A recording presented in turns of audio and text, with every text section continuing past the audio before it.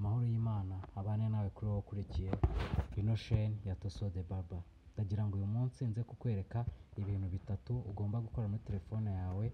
Ikintu cya mbere, telefone yawe ntimare interinete, izajya ikoresha interinete nkeya, kandi ikoresha interinete nkeya ari wowe uyibitegetse. Apana yo kuba ushyizemo interinete izi apu zose zigahita zikora, kuko iyo telefone ushyizemo interinete izi apu zose zihita zikora. Urabizi ama notification ya buri kintu cyose uhita uyabona interinete birimo gukora. Ndagira ngo nkwereke ikintu cya mbere, ukuntu ugomba kurinda telefone yawe kurya interinete.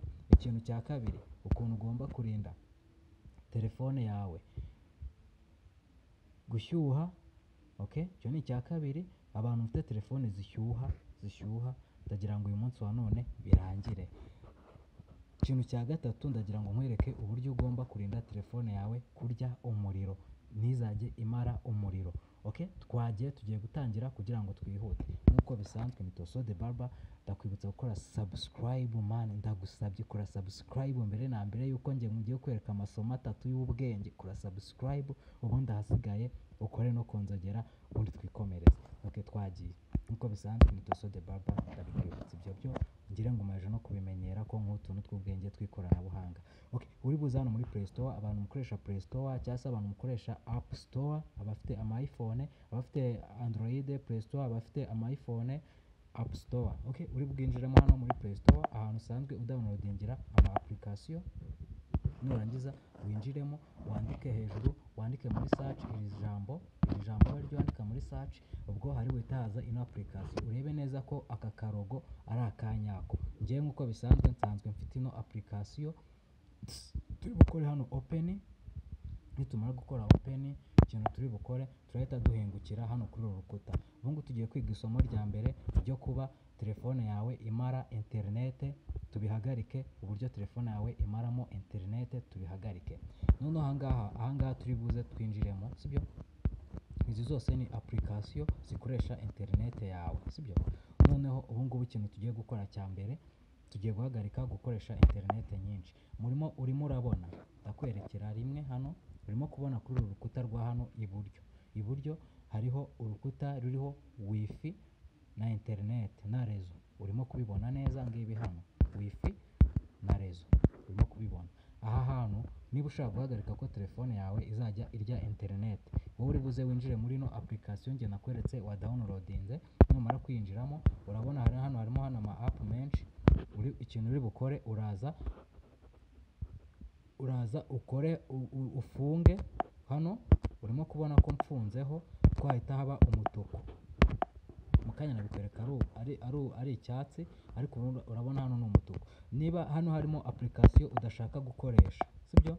Niba harimo application udashaka gukoresha cyangwa se utagipfa gukoresha, cyangwa se wenda ushaka kuzajya uyikoresha ari wowe ubishatse, uraza ugende ukora hano kuri tuno tuntu gutya, ukozamo urutoki. Urabona ihita imera nk'iyifunze.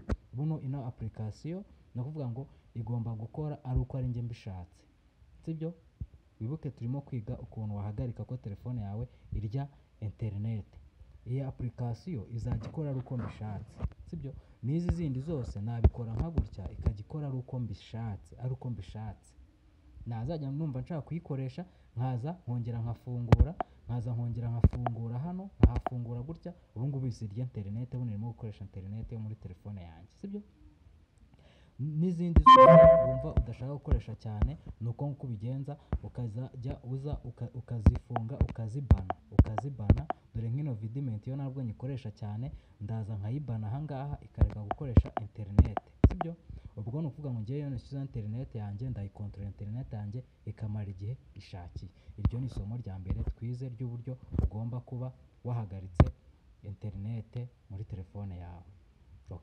Tugiye kuza ku buryo bwa kabiri. Uburyo bwa kabiri ni uburyo bwo gusevinga umuriro. Nibwo buryo tugiye kujyamo. Noneho uri buze, niba ushaka gusevinga umuriro, uraza ufungure kano kantu ko hejuru aka ngaka. Uraza ugafungure kabe on. Ubwo turi muri step ya kabiri yo kuba twakora saving y'umuriro.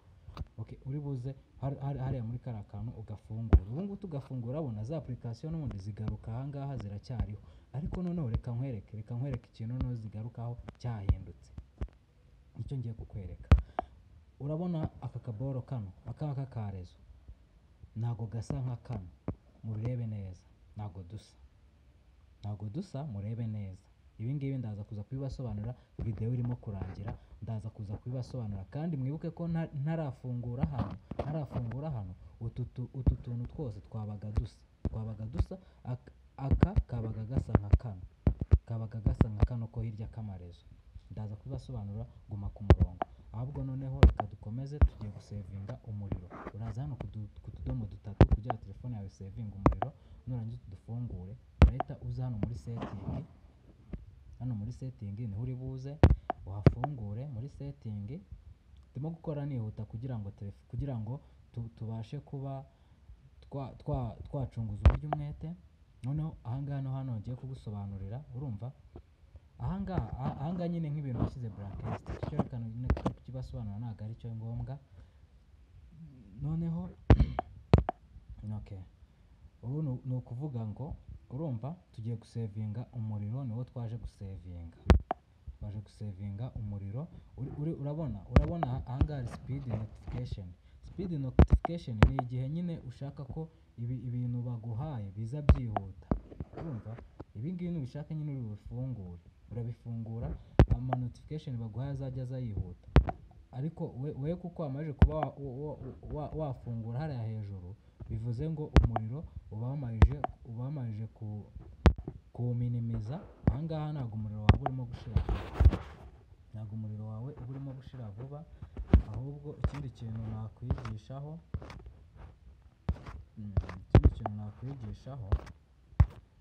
ni uko nakwereka uburyo utagomba kwirengagiza.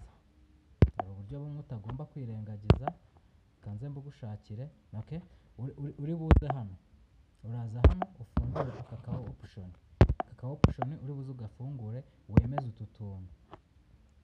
Buriya telefone iyo igaragara mu ibara ry'umukara, abantu benshi mujya mubona abantu bafite amatelefone agaragara mu ibara ry'umukara, ukabona abandi bagaragaza telefone yabo mu ibara ry'umweru. Buriya umukara nyine umukara ntabwo urya umuriro. Urabona gutya telefone yanjye y'isibo, ubu noneho telefone yanjye umuriro, ibintu bijyanye n'umuriro wapi biba byagiye, ubu ntabwo irimo kurya umuriro. Nicyo kintu nagira ngo kindi mbabwire. Ahangaha niho hantu hambere ugomba kumenya ko telefone yawe uyihagaritse kurya umuriro. Noneho ikindi kintu, ino speed notification nayo ushaka nayo wayifungura, kuko ama notification iyo aje aza nyine byihuta. Nk'uko bisanzwe ni Toso the Barber, ndakwibutsa gukora subscribe, ahasigaye dukomeze kubana mu biganiro bya buri munsi.